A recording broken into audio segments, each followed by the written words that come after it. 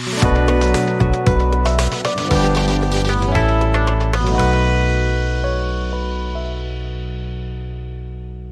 everyone to another episode of Around the Block Talk. Today we have with us Mr. Utkarsh Shukla. He is the founder at YUG Metaverse, where they are working on Metaverse and incorporating them with the Web3, the domain that we're seeing emerging. So very happy to have you here with us, Utkarsh, and looking forward to your talk today. Hi, thanks, Pratik. So basically, do Okay, I sure. do I impromptu opening or Yes, basically? you can. Yes, you can just tell I us think basically, I about. mean, or basically, if you can drive up the conversation through questions, basically, that would make a good sense, basically. Okay, great. So I'll proceed with that. So, Okay. Utkarsh, happy to have you today here. So, let's start with understanding what you're doing at your organization at Good Metaverse and what kind of products or what kind of solutions are you building there? Sure. Hi, Pratik. Thanks a lot for the introduction. So, Pratik, we are building up a metaverse out of India, which essentially is called as YUG Metaverse. Our fundamental focus essentially is to create up a world-class product, a world-class metaverse within India.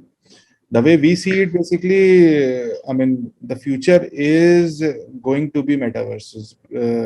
And if you look at basically the jump from Web 2 to a Web 3, essentially, is certainly imminent.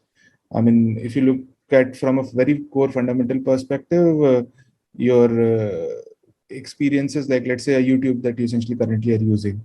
For example, what a YouTube provides. A YouTube provides people with an option to essentially sort of just upload a video, and they have an option to interact with people just only by comments, or people can interact with each other just only through comments.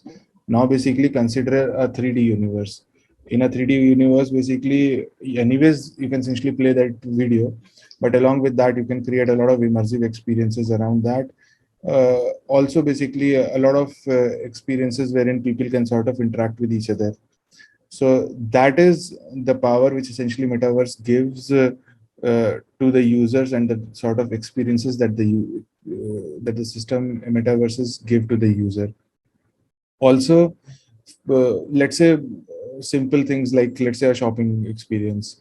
So currently, if I want to buy, let's say, a fashion product on Amazon, we essentially can go and sort of basically buy, let's say, the standard process for buying would be that I go up into the Amazon, and then basically I sort of select a couple of them, and then basically I usually send it to a couple of my friends to essentially get their opinion on it, and then basically I go ahead and then make a purchase. But now in a metaverse, basically I can directly call my friends on the metaverse there, and there we essentially can sort of see that entire catalog at the real time together. So that sort of power gives the potential of metaverse to be a sort of a larger opportunity for the future. So that is something which we have a vision, and that's where we essentially are building up a India-centric metaverses. The reason behind is that we feel that India will have a huge play in this metaverse market, fundamentally because this being a very immersive sort of an experience, you have, it's not just basically a lot of templatizations that, okay, I mean, you essentially create up an image of this particular size, versus the experiences are very immersive. So a lot of local nuances and contextual sensitivities need to be taken care. So that's where we think India will have a huge role, and especially the Indian companies will have a huge play in the metaverse in days to come. Right, indeed.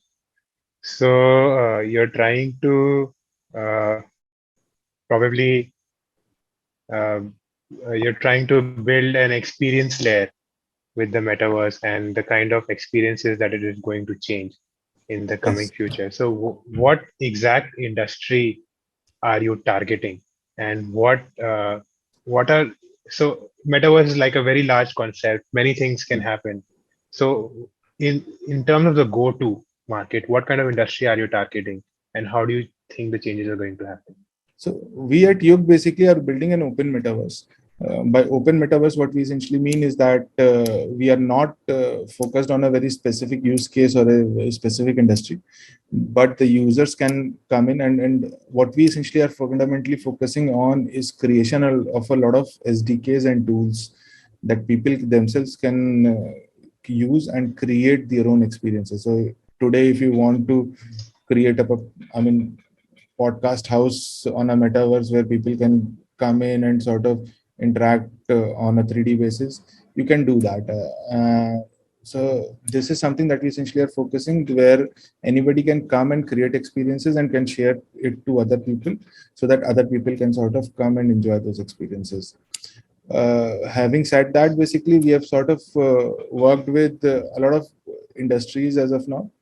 I mean, so for example, we essentially started up with a very simple concept of a marriage. Basically, the concept of a marriage was that people in India, and again, this is where we essentially also differ. Hello? Yes, yes, we can hear you. Yeah, yeah. So we essentially started with a very simple concept of, let's say, a marriage. The concept there was, people in India, despite the ages, basically, and that's where basically a lot of our USP also comes in. We're not only targeting the 15 to 25 sort of a age group, which a lot of Western counterparts are sort of targeting. We are targeting the 15 to 50 sort of a age group, wherein people from all ages basically should have a lot of attractive things to essentially come and do. So that's where basically we essentially started with marriage, because that is something which essentially is very near dear to people, and also basically uh, doing marriages. People are sort of comfortable with live stream, but again, along with that, they are sort of with a 3D experience. Basically, it presents a far more immersive experience. So we did that. We essentially had. We essentially did a Holi event basically on Metaverse, basically, where this was the world's first Holi, where I think basically, we have been seeing a lot of Western experiences, Western festivals on metaverses and games, basically, but Indian festivals and games were not there. So that's something which we essentially had focused on. Currently, we are essentially going to launch up a House of Miss India, basically, which essentially is a fashion area wherein basically people can come in as a participant. We have also worked with a lot of other brands in different domains, FMCG brands, basically, that essentially wanted to create. We are creating a lot of other things. So in terms of brand, basically, we are sort of brand agnostic, and we essentially want people to sort of come in, and this being a one-stop shop for a lot of experiences and a lot of activities there.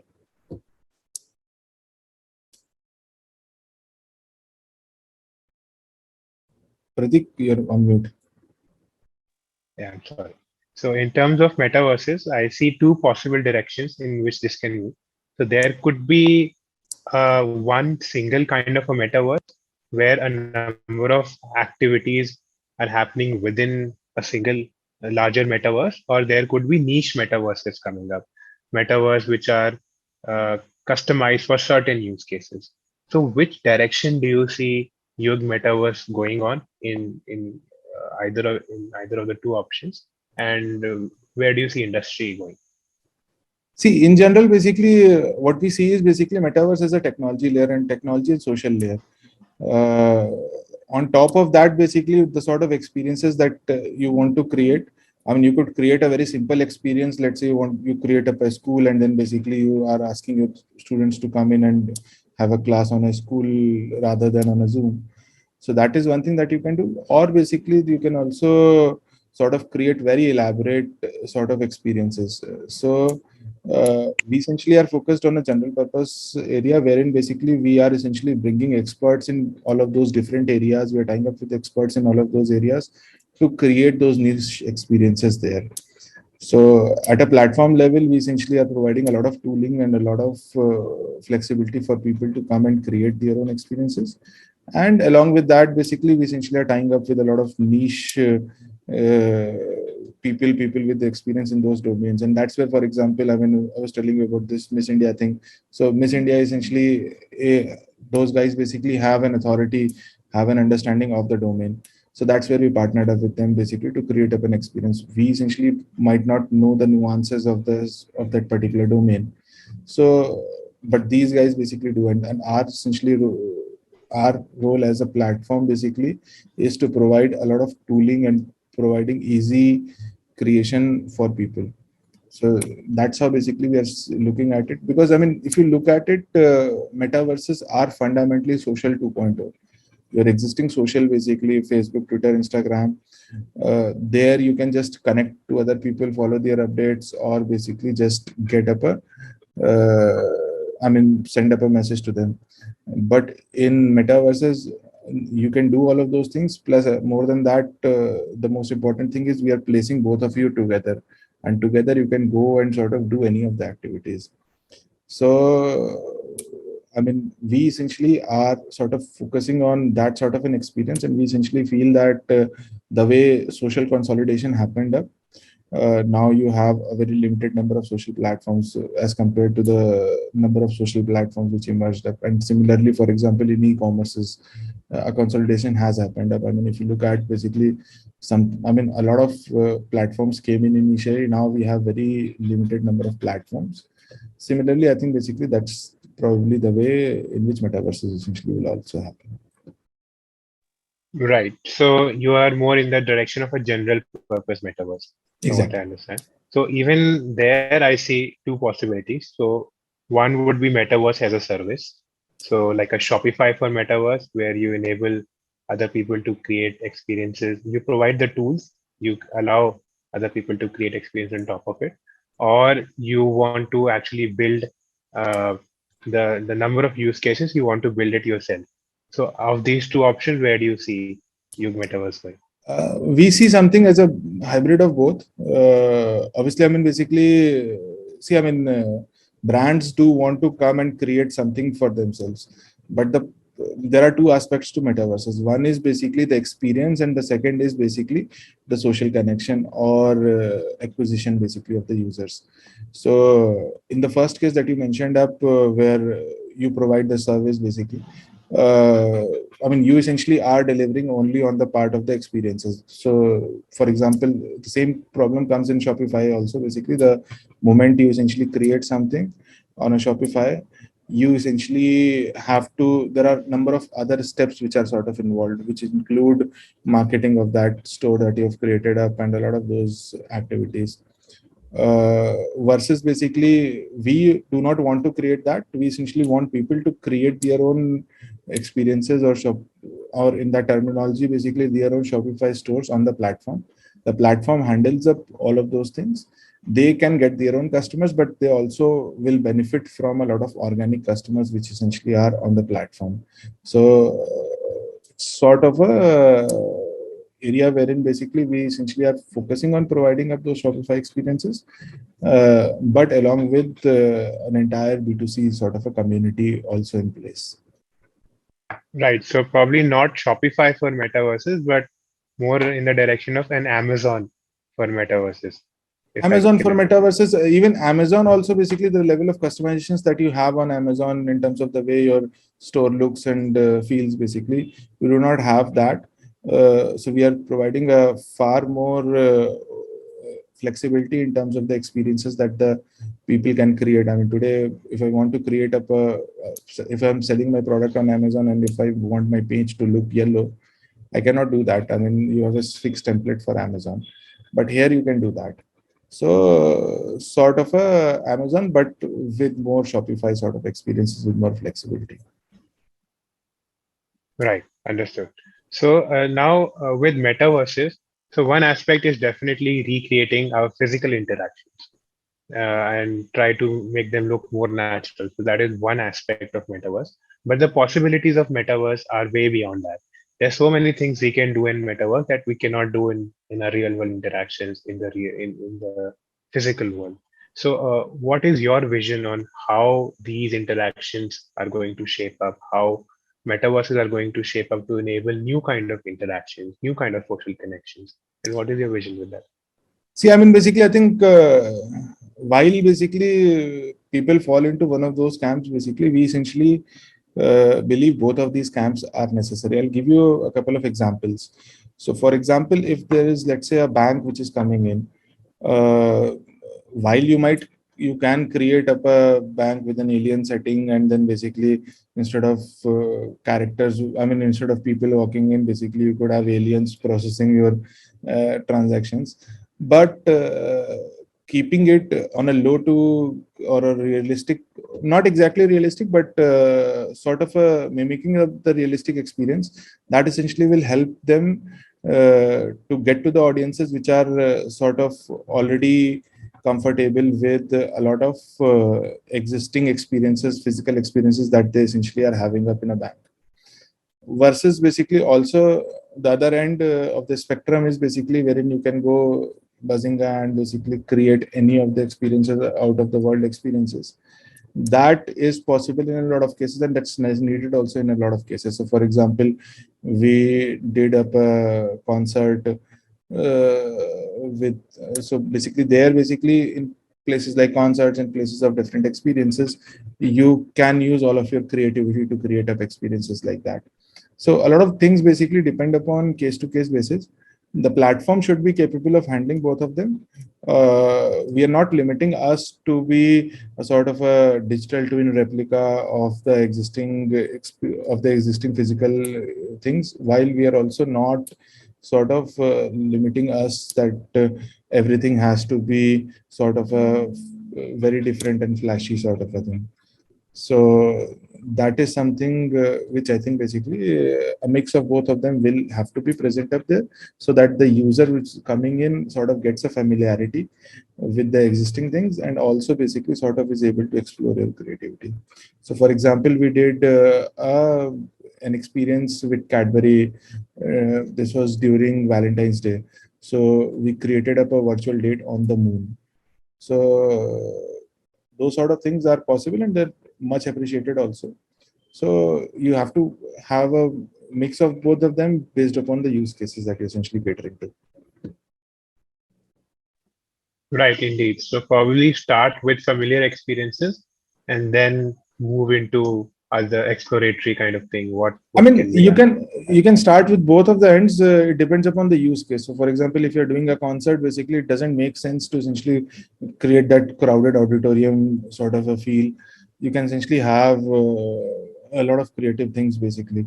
So both of them are possible, and then both of them are necessary to get started based upon the different use cases that you essentially have. Right, indeed. So so now this is a metaverse. So we would also like to understand how do you base a metaverse on the philosophy of Web3? And so is it backed by blockchain today, your metaverse? And Yes. okay, so So how do you integrate a metaverse with blockchain? And why is that integration essential? Or why do you think that integration is important for the ecosystem? sure. So, I mean, I think basically there, if you're talking into this domain, there are two, three major parts that we essentially should sort of factor in. And I think basically, just to reiterate again, basically, I mean, your crypto coins is different from the blockchain sort of a technology. So, metaverses need blockchain. I mean, there's no discussion on that. The reason behind is basically with the metaverse, the way sort of we are integrating up with blockchain is basically all of our assets and scenes that are there, even the assets that you create, basically, they'll be on the blockchain, which essentially gives you also flexibility. So suppose, let's say you come in today and you create your own avatar, and if that is backed by the blockchain, if that is present on the blockchain, that essentially will be an ownership for you rather than basically being an ownership of the platform, basically. So that is a very big issue in all of these Web2 sort of platforms. Today, I've uploaded up something on Facebook or any other platform, and then basically tomorrow the platform shuts down and I do not have a local copy. I'm not the one who essentially is the owner of that data. But on a blockchain, it happens the other way around basically. So the user essentially is the owner of the data. So all of our scenes, assets, all of our lands basically are based on the blockchain. Now coming to the part basically of the crypto integration, we do see a lot of regulatory hurdles, a lot of connotations attached to crypto. So while we are essentially enabling users to essentially do transactions using crypto also, I mean, not exactly transactions. So for example, if you want to buy a product, so let's say you want to buy a dress, you see a very good dress basically. So you can buy that as an NFT, or you can also buy that uh, from a fiat currency. So that at the back end would be, the transaction would be stored up into a blockchain, but you can buy that through a fiat currency rather than basically buying up through cryptocurrencies. So that flexibility we are giving to the users, but at the very core of it, metaverses need to be on the blockchain so that basically the ownership of the content, ownership of the experiences belong to the user rather than the platform. Right. So now the ownership and asset ownership is on the blockchain layer. So are you also looking to form a DAO out of this? And even the governance is decentralized and everyone has a say on how the platform shapes up. Yes. So we are releasing up a DAO. The only reason we haven't released up the DAO as of now is basically we are essentially sort of, I mean, getting the basics sorted out. We will be releasing up a DAO called as YUG DAO. We'll be also releasing up a token called as YUG token. So with DAO, the platform, I mean, the platform decisions basically will be made up through the DAO. And we also basically are releasing up a lot of NFT marketplace assets basically, so people can get that. We essentially want to go up into this entire decentralized route wherein basically, I mean, fundamentally, we are not the ones basically with the most creative aspects in the room. I mean, people are the ones basically who essentially are far more creative. We essentially are focusing on providing them a platform to essentially sort of create, and then basically it makes sense for those people to sort of come in and sort of do that. There's along with DAO, basically, there's also one thing that we essentially are focusing on is basically engaging up with a lot of designer community. So we are releasing up a lot of tooling, and then we essentially are also starting up with a couple of programs to engage up with the designer community, so that those designer community can sort of come in and sort of experience and create those experiences for, and then basically there should be a robust economy in place, so that tomorrow, let's say somebody comes in, you to come in and you want to do up a metaverse activity, you are clueless in terms of how to proceed, you can sort of either buy a template or basically connect with a designer, existing designer who essentially knows how to create that. So that sort of vibrant community is possible, is the core of the system that we essentially are focusing on. Right, indeed. So now creating a DAO essentially means as a company, you are ready to give a power to your users, to the community. And so how is that process for a founder or for a company? And how do we ensure that the DAO that you actually create is is appropriately incentivizing everyone, is incentivizing the common good of the platform? See, fundamentally, from a long-term perspective, and if you want this to be a long-term platform where people trust the platform. See, I mean, the problem with a lot of big tech today is that there is a fundamental issue of trust. Today, Facebook launches something. Basically, there is something in the back of your mind that says that, okay, I mean, this is something launched by Facebook. Uh, what will happen to the security and a lot of different aspects. I mean, not just from the security and privacy, but also from other different aspects, basically, in terms of the ownership and a lot of those things. So, creating up a DAO basically sort of makes it into a platform which essentially generates trust to the people. As a founder of the company, basically, I do feel basically it makes far more sense to essentially sort of open it up. I've been a very heavy proponent of a lot of open source systems, basically. So this is the way I think basically with the power of community, basically this can essentially grow to a tremendous level as compared to a very centralized sort of an approach. Because with a centralized sort of an approach, basically you essentially see, I mean, if you look at the games today, basically they essentially follow the centralized approach. They create something and then sell it to the market. I think, or even basically, if you look at the movie industry, a lot of those industries they follow these centralized approaches. That the director basically or the story writer, script writer thinks of something and then basically he sends it to the community. Versus basically from a when you're essentially looking at a decentralized approach, obviously the content is something that people are creating, but along with that, basically the direction of the platform is also something which the people should decide. Obviously, we are looking at different ways of incentivizing people in the DAO. Also, basically, we essentially are looking up in terms of the who should get the more DAO ownership. I mean, DAO. I mean, apart from having a value to DAO, basically, it also should be that people who are essentially more involved in the platform, basically, should be a part of the DAO rather than somebody who essentially just has more money and purchases the DAO. So those are the areas that we are also looking. So for example, let's say if you are a creator and you are very very much involved into it, and then basically you would have a lot more experience or lot more sort of insights in terms of how we should sort of move it forward.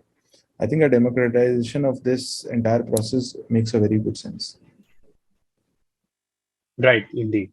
So also in terms of the technological implementation of this entire structure, so what blockchain are you using for your or for your metaverse, and how do you essentially decide? How do you, from the entire product design, how do you trickle down as to what are the decision criteria behind using the right technology to support this? Sure. So on a blockchain perspective, we are essentially using Polygon. Our fundamental decision criteria were a couple of them. One is basically versus basically a standard blockchain where you are making a transaction, let's say once in a week or once in a day. Here, basically, the amount and frequency of transactions will be very high.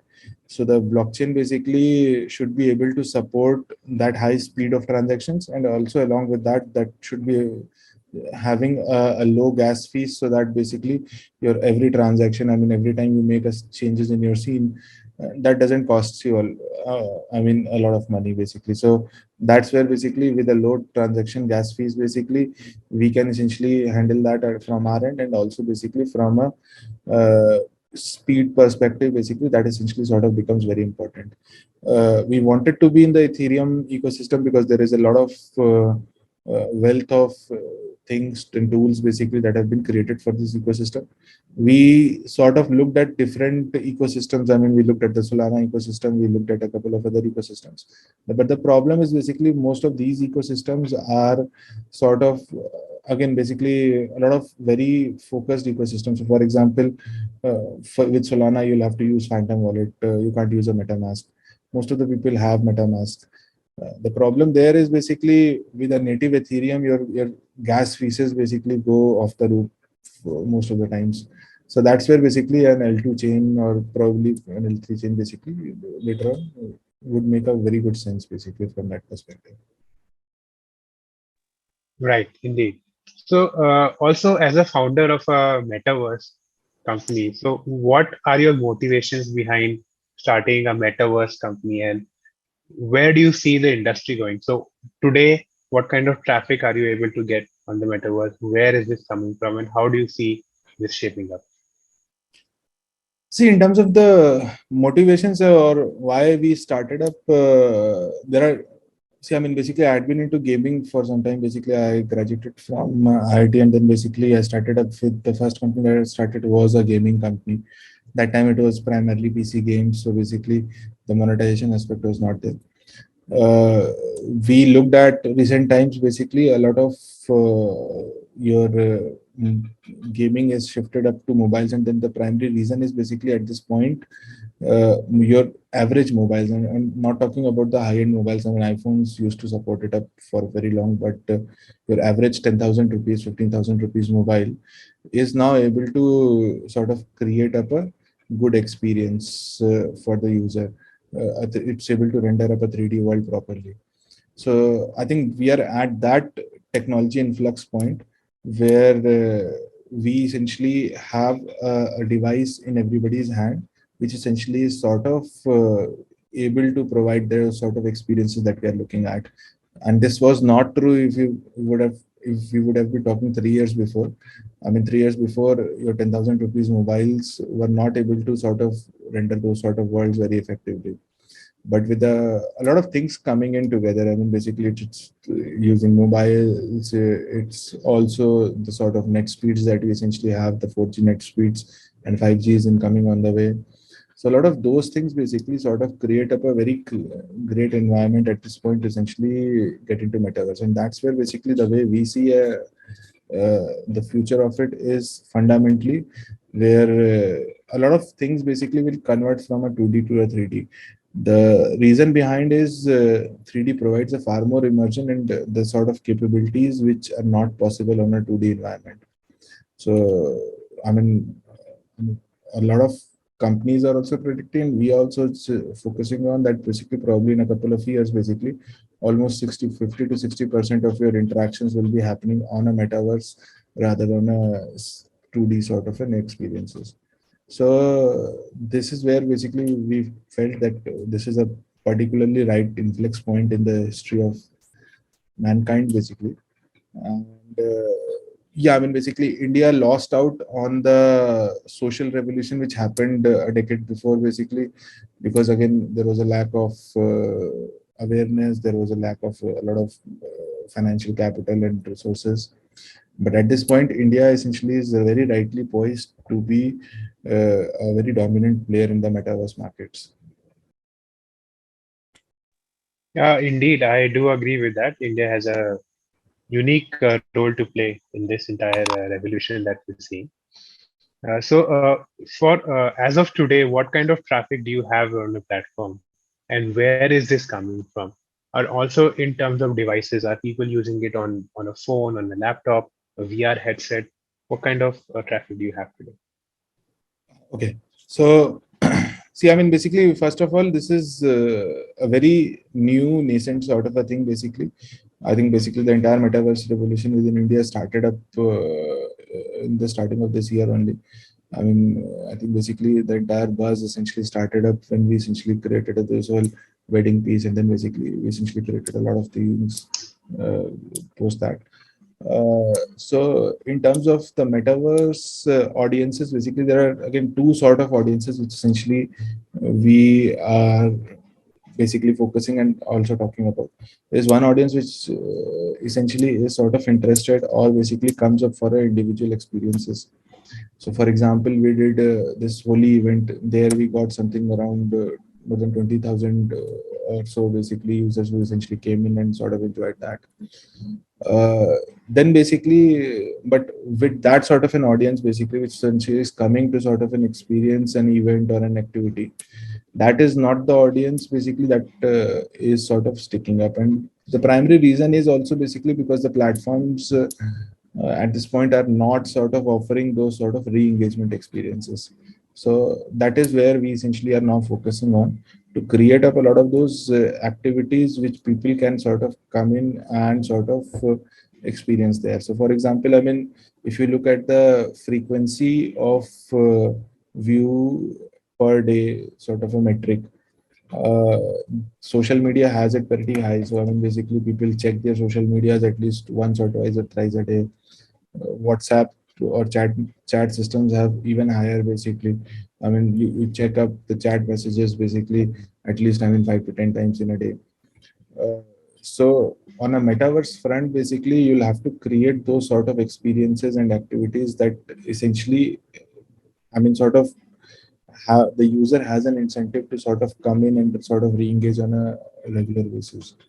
So these are a lot of activities and things that we essentially are focusing on and creating uh, because I mean, user acquisition is a function of let's say a sort of a marketing. You can acquire users one time, but to sort of retain the user or engage the user, we'll have to have a lot of things. So a few things that we essentially are fundamentally focusing on is primarily, the moment we essentially have this whole designer, so creative SDKs and those sort of things, so people can sort of come and create. That essentially opens the landscape to a lot more activities versus basically what could be done by a selected few people or a limited number of people.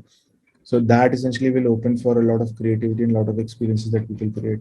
Also, in terms of the experiences that we essentially are creating up, there we essentially are focusing more on the re-engagement aspect to it. So, for example, I can essentially tell you a couple of things. So one is basically this Miss India thing that I was talking about. There, what we have sort of done is basically initially the concept was that Miss India wanted to do a finale basically on the metaverse. Versus that, now we essentially are focusing on that somewhere down the line, we essentially create up an experience where people come in as a participant of Miss India, and they'll get regular missions on a weekly basis that they sort of have to do. So that sort of creates a lot of re-engagement to people. We are also working on a couple of more IPs basically on that perspective, so that people come in, and the way basically, you can come in on a PUBG, people who essentially are, let's say, playing mobile games like PUBG and all, they come in on a regular basis and play those games. So similarly, people should come in. So there's a lot of development which is essentially happening at our end. So that basically that sort of opens up the re-engagement possibilities for user. Otherwise, basically, you what you will end up getting is basically a traffic which essentially comes and sort of sees that experience and goes away, which is also a lot of issue in terms of the way brands are looking at it. Because basically, brands are primarily looking at it as a means of providing experience to people or a PR perspective. So we essentially are sort of very focused way. We are essentially focusing on this user experiences sort of a perspective. Right, indeed. So also today in the space of Web3, blockchain, or metaverse, the kind of firms that you build, so you have to do very infrastructure level work. You have to build the infrastructure yourself and also then build the product yourself. Because at infrastructure level, there's not so much of development that is already done. So you have to figure out many things in the process of building a product. So what challenges does that pose to a firm in this space? See, I think basically you've touched upon a very right point. Basically, uh, although basically the infrastructure or infrastructure level toolings for a lot of these web sort of a domains are there basically. So, but basically, the moment you essentially are looking into a metaverse or a gaming sort of, again, basically there are toolings which are available from a gaming perspective also. So, for example, you have these standard game servers and a lot of those things which essentially are there for the web standard games. The reason, I'm sort of defining standard games versus basically a metaverse is basically, so for example, a standard game, let's say for example, a Call of Duty game basically has 15 levels, and then basically it just has 15 levels because these are the levels which are created up by the developers. So that essentially is prominently there. The toolings around that is also there. But the moment you essentially are talking about metaverses, where basically we are not talking about 15 or 20 levels, we are talking about 5 lakh levels basically, which people might end up creating. So those sort of toolings are very, very scarce and rare, and you would be amazed. Basically, very large big tech companies, basically, even a lot of these large cloud providers, basically, do not have those sort of infrastructure focus in place. So we're working with a lot of these cloud companies, basically. So we're working to sort of basically create those sort of infrastructure layers. So in fact, a lot of our focus time basically was spent primarily in terms of creating those infrastructure sort of solutions. And also basically the way we look at it basically from a metaverse perspective, the user should not, the user that we essentially are targeting to come in as a designer, they are not, they should be getting very simple tools to essentially update or create something, because otherwise basically from a user perspective basically they essentially will sort of get disinterested very easily. So abstracting up a lot of complexities at the back end while basically presenting up a simple interface to the user to create something, and then basically managing all of that. A lot of things are not even present basically, so we had to create a lot of things from scratch. So for example, the way our systems basically, especially the user generated content systems scale, that essentially is not present up there. I mean, basically most of these cloud providers that we essentially have been working on directly, and they also haven't experienced those sort of infrastructure architecture basically previously. So yeah, I mean, basically there is a lot of thing which essentially is there going into, and that's where we essentially feel that that's where the entire USP of us basically also comes in basically. That see, I mean, today if you want to create something, I can very easily create something for you and sort of get it out. And because people have been doing that basically, you have thousands and millions of games basically which are there. But today if you want to create a platform where you yourself can come and create something, that essentially is a huge challenge, because then basically you're working on a meta level, and not just basically from an infrastructure perspective, even from a game, I mean, from a platform architecture perspective also, you're working at a altogether different level. I mean, so for example, I mean, I can create a system where basically after touching these 3 points basically, after, I mean, touching this point, you can essentially get a coin. But to now open this, rather than creating the rules by yourself, you are opening the system for other people to create rules by themselves. That essentially is an altogether different play and altogether different challenge basically on that end. Right, indeed. So a better way is to provide the infrastructure and then let the rules develop rather than trying to do that by yourself, because that's a very big task today. Yeah. So that's, I mean, that's the entire crux of metaverse basically. I do not define basically that you go there and you essentially create a sword. In fact, on my core application might not even contain that instance of a sword at all. You are coming in as a designer on the platform, and you essentially create your own sword, you essentially create your own rules. For that, we essentially provide a lot simpler way for you to create those sort of rules of the game or the rules of the experience that you essentially are creating.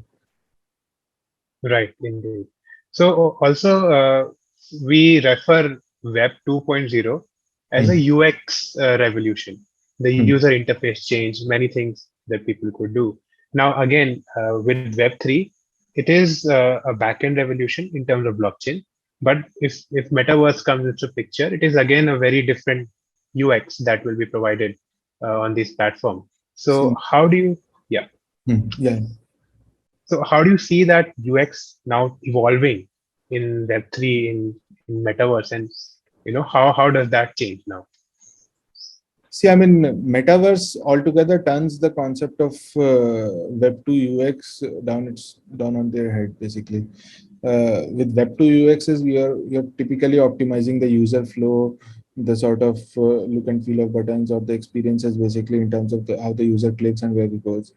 With Web 3 and especially metaverse, basically, you're just sort of creating. I mean, this is sort of where you're converting a 2 dimension into a 3 dimension, and that sort of opens up an entire new dimension basically that you have to work in, which is essentially almost like, I mean, a very next level sort of a complexity. I mean, you essentially are not just optimizing up on how the user flow goes, basically you're also optimizing in terms of basically how that entire 3D experience sort of goes in.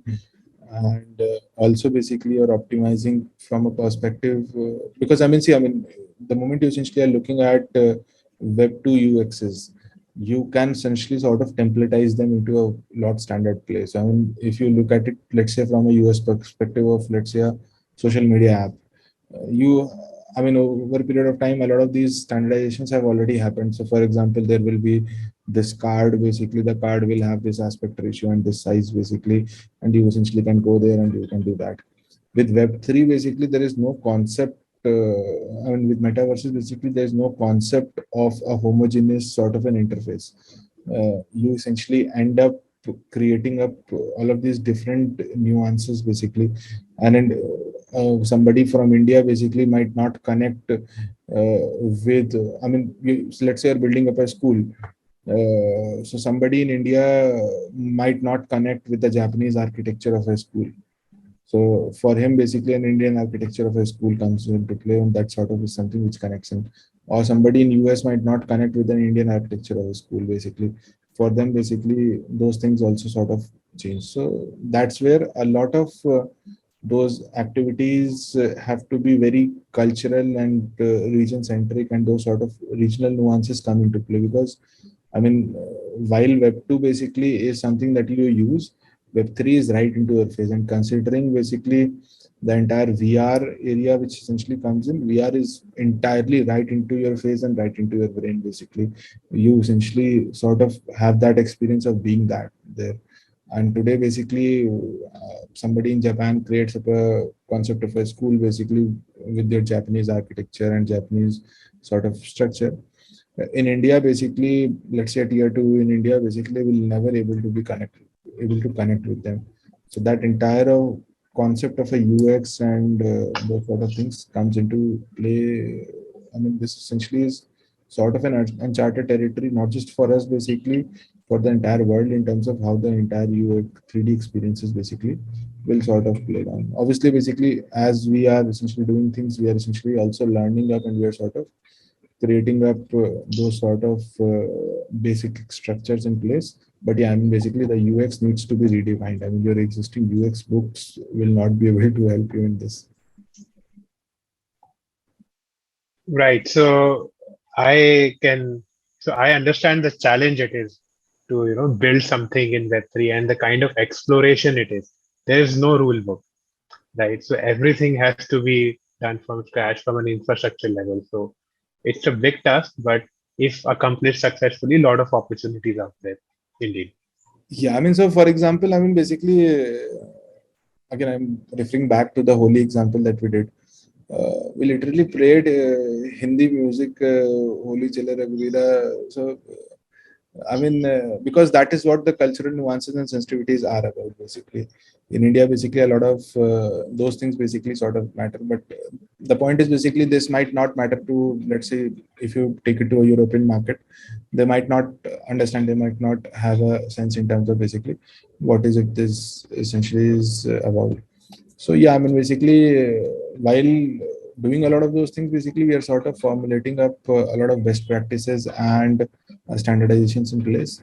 But yeah, I mean, basically, at this point, a lot of learning comes into play while treating with the audience. Also, basically, that's where basically we are sort of also treating with different audiences also. So, for example, we did one activity. This was essentially, I think, with Colgate basically and a UP government department basically. So we essentially went to, I think, Sonbhadra. Yeah, we essentially went to Sonbhadra. So there, basically, I mean, we essentially got a few tribal women to come on the platform and use that, because the way tier one audience in India interacts with technology versus a tier three audience interacts with technology, that's entirely different.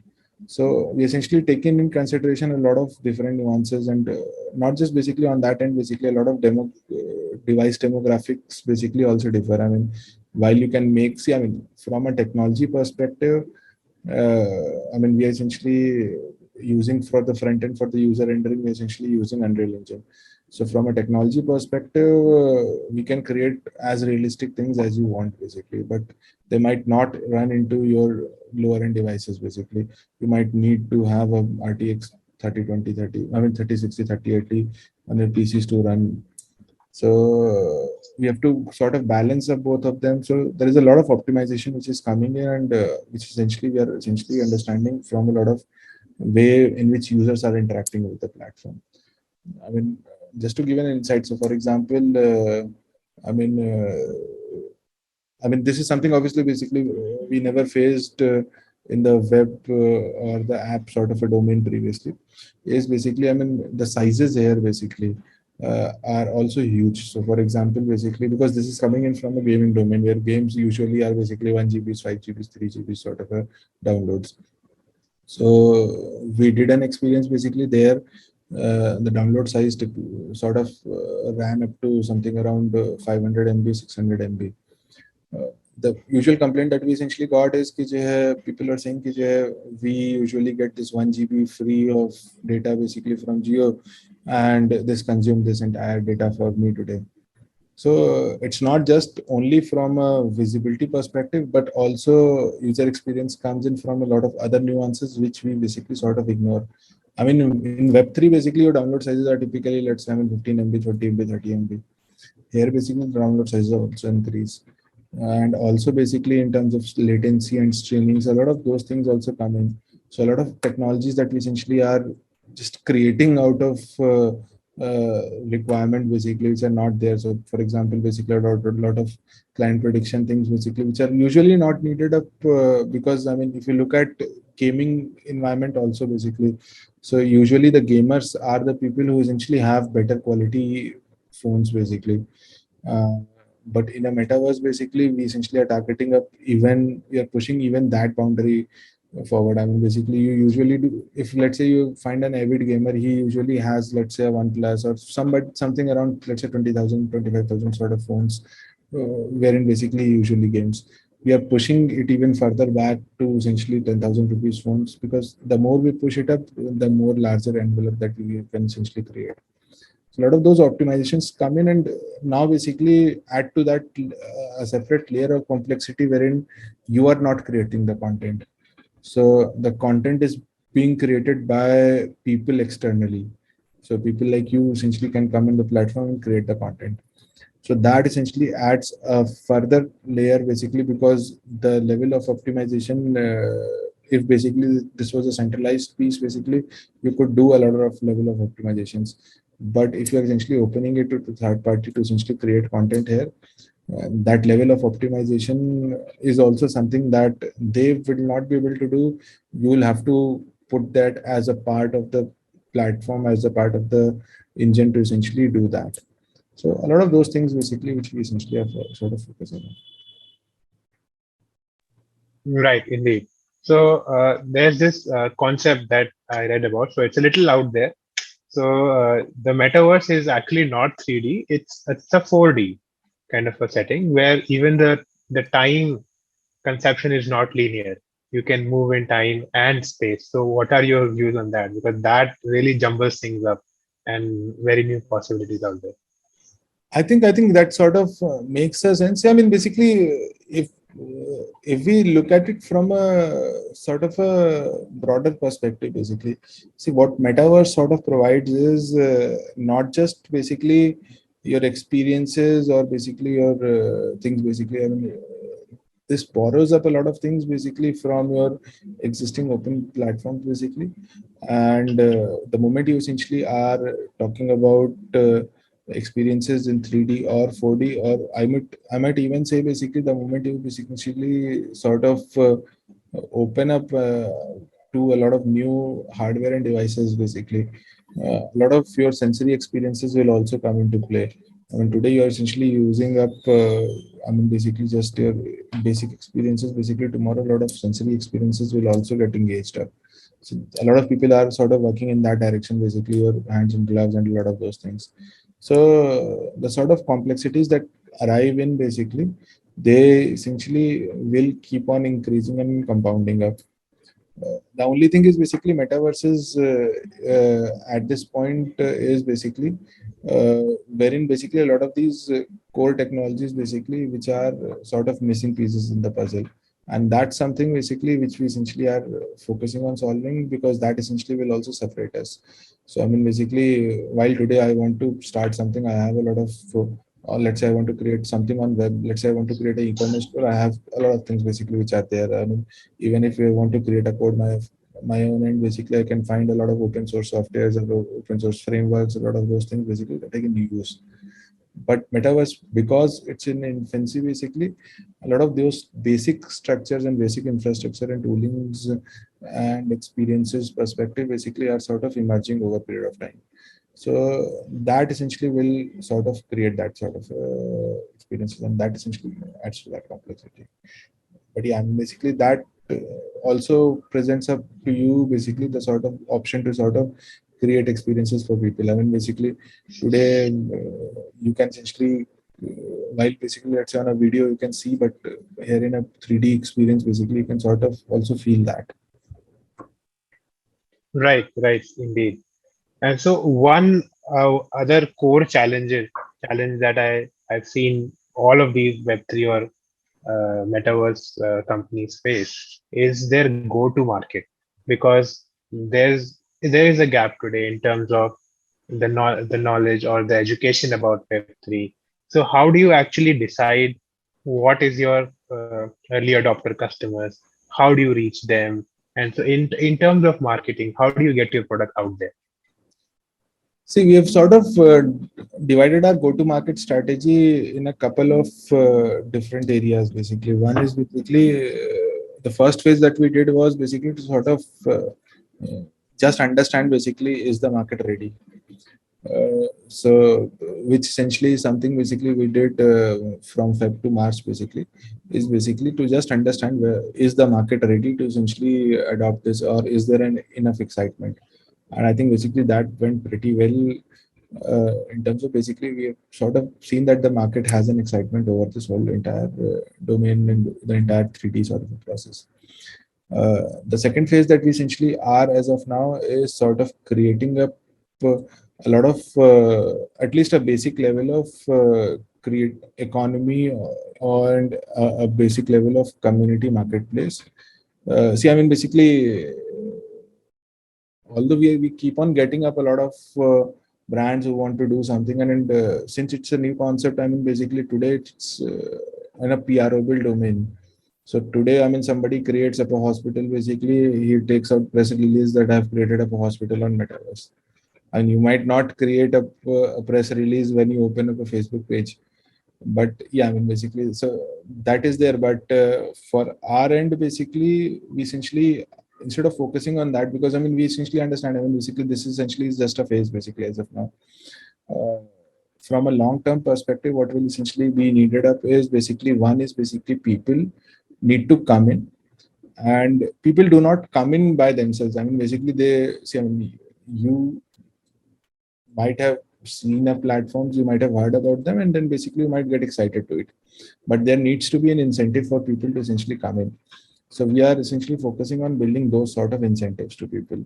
I mean, the incentives could be a monetary incentive. The incentive that's, I mean, basically, which I think basically a lot of e-commerce is utilized basically, wherein they sort of gave up very large discount offers to people to come in on the platform and sort of purchase.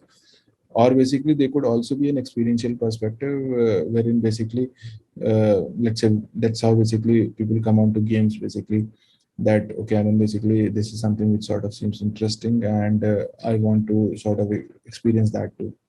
So that's where basically we essentially at this point in the second phase are focusing more from a creation of these re-engaged experiences, wherein people are not just coming in just to see one thing. Basically, I mean, people are at this point creating a lot of different events sort of a thing. Basically, metaverses, if you look at it, in fact, if you look at the news around metaverses, is mostly around basically that okay, I mean, this they are conducting this event, they are conducting this event.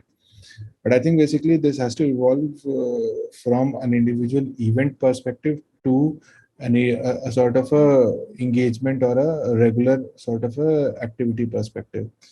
Because the moment you're able to do that, then basically your entire system sort of comes in. So in phase two, we are essentially focusing on creating these re-engagement experiences so that basically we can understand basically how people are sort of re-engaging up, what's the drop-off rate. So a lot of those matrices that we essentially are sort of tracking up. It's also, I mean, not exactly a MAU and a DAO, but in phase one, basically, we essentially focused on the metric of essentially the number of the engagement time. So, for example, in phase one, our average engagement time of a user coming in on the platform was something around 25 minutes, which essentially is a lot higher than basically, let's say, on Instagram, which has 1 minute of an engagement time, or YouTube, where you have average of 5 minutes of engagement time. So here the engagement times are a lot higher. The phase two, we essentially are focusing on the users basically coming in or a re-engagement of the users. Phase three, we essentially are focusing on while phase two, we essentially are setting up a designer community. Basically, phase three, we are essentially focusing on the sort of experiences that people are able to create. And phase four essentially will be around basically how many people are sort of able to navigate complex experiences. The complex experiences includes, for example, things like doing an e-commerce on the platform on the metaverse itself. If somebody is coming in and basically he is buying up, how many people are buying up. So a lot of those phases that we essentially are focusing on. I think it's a new platform, and not just it's a new platform, it's a new domain altogether. I mean, e-commerces took a lot of time to sort of get to a prominent position that we essentially are. And then a lot of small innovations basically sort of changed the game. So, for example, if you talk about, let's say, an e-commerce, basically, the revolution was not about basically selling it on the net or any of that sort. The primary revolution that sort of changed the game of e-commerces in India was the cash on delivery sort of an ecosystem, because people were not sort of trusting the platform. So basically, they can, once they get the item in their hand, they can essentially pay. So similarly, a lot of innovations basically we are essentially doing in the metaverses to sort of understand, will sort of get the user into the market. But having said, we essentially are focusing that probably in the next, I mean, in this year or the next year, basically, at least we should have a sizable audience which essentially is coming in on a regular basis. And we would be helping a lot of developer community to essentially sort of create experiences that sort of re-engage with the user. Sure, indeed. So, with that, Utkarsh, it was great talking to you. A very interesting and insightful talk. Thank you for appearing on the show today. Sure. Thanks a lot.